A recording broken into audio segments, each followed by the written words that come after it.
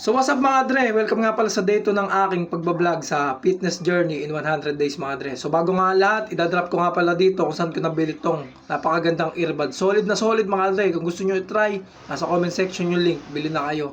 So, inom nga tayo ng creatine. Dry scoop nga yung tawag dyan sa pag-iinom ng creatine na yan. Tapos, pagka-scoop mo, sundan mo agad ng tubig para hindi mo malasahan yung pait. Salin na rin ako ng whey. So, kailangan ko yung mga supplement na yan, mga dre, kasi 30 years old na rin ako. Dati na ako nagbubuhat, pero natigil ako, halos 4 years na.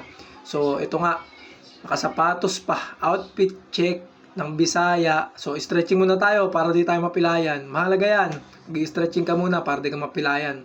So, dako na nga tayo dito. Back nga pala yung workout natin ngayon, so pull-ups. Sa pull-ups, mga dre, pwede yan warm up. Tigdo 12, 4 o 3 reps, depende sa kaya mo. So, pagkayari mo mag-pull-ups, mga dre, tapos mainit ka na yan, di ba? Magkasaka ng barbell, tapos ito, tawag sa gagawin nating exercise na to. So, nabubulol pa nga ako. Tawag dito, barbell rows, mga dre. So, mahalaga yan. Nagpapakapal yan ng likuran. Nasa sa inyo kung gaano kabigat yung kaya nyo. Mas maganda kung full motion, tapos binababa nyo talaga para tumatama talaga. Pagkayari nga yan, kasana kayo dito sa machine. Lat pull down. Lat pull down yung tawag sa workout na yan, mga dre. So, ito naman, purpose nga ng workout na yan, mga dre, nagpapalapad yan. Yung nagpapalapad, nagpapabigay ng B-shape sa katawan mo, mga dre. So, hatakin mo lang yan. Halos lahat ng mga workout ng pambak, mga dre, pahatak yan. So, yung iba nga di ko maintindihan, wala daw silang time mag-workout, pero napakasarap mag-workout. Kailan ka pa mag-workout pagka na-stroke ka na, di ba? Na-stroke ka, sabi ng doktor, maggagalaw ka, mag-jogging ka, mag-ehersisyo ka. So, baligtad, mas maganda kung bata ka o kaya mo magbuhat ng full power mo, maikakasa mo talaga yung full power sa pagbubuhat. Kung gusto mo nga na workout, pasimple ka na nagwo-workout dyan sa kwarto mo, nagpo-push up ka.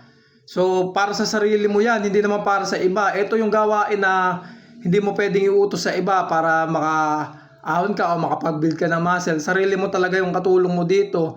Tapos consistency. Ayan. Araw-araw, kailangan gusto mo talaga siya. Kasi pag hindi mo siya gusto, ginagawa mo lang siya kasi napapanood mo sa mga TikTok o napapanood mo sa scroll mo sa FB, sa mga shorts na gaganda ng katawan. Gusto ko rin maging maganda yung katawan ko. Hindi ganun, walang ganun. Walang shortcut.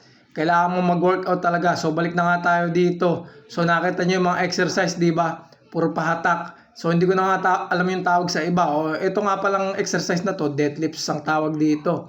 So basic lang yung ginagawa kong deadlifts na to kasi ito pa lang yung kaya ko pero meron pa daw yung parang nakabukaka. So dumako na nga tayo dito sa susunod natin exercise. Ang tawag dito rope pull down.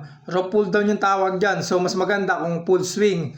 Nararamdaman mo talaga yung sa likod mo. Mararamdaman mo yan kapag natutunan mo yung workout na yan. Naramdam mo sa likod mo na parang hinahatak yung buong likod mo. Yung mga gilid ng likod mo. Ayan.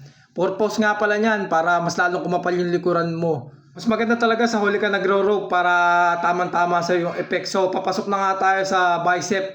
So, yung program na ginawa ko na yan, back tapos bicep. Sinama ko na nga rin dito traps.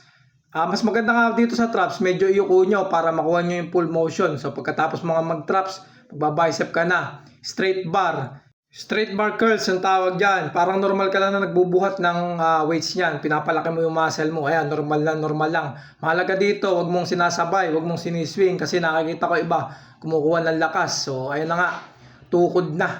Ubus na yung lakas, ubus na yung creatine na ininom. So, tukod na tayo. So, dito naman tayo sa B-bar. So, tawag nga pala dyan mga dre, close grip curls. B-bar mga dre. B-bar kasi yung gamit kasi yung bar na yan, may pabiyan sa gitna. So, mas maganda kung dyan mo gagamitin yan. Kasi, maganda ka sa mga bicep na yan, mga dre. Full swing talaga. Tapos, nararamdaman mo talaga yung tama pagka pino-full swing mo. Kasi yung iba, ginigipit lang. Maliit lang yung pagkakaswing nila. Mas maganda kung full swing. So, ito naman tayo sa hammer. Hammer curls. Yan, dumbbell na yung gamit dyan. Parang hammer. Kaya tinawag yung hammer. Ayan, nakatayo. Parang martilyo, pamukpok. So, ito na tayo sa pinakamasarap na part. Iinom na tayo ng ating whey.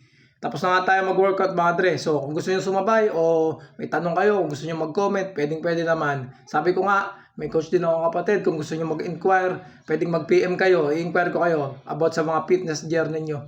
So, yun lang mga dre. Susunod na lang. Day 3. Next.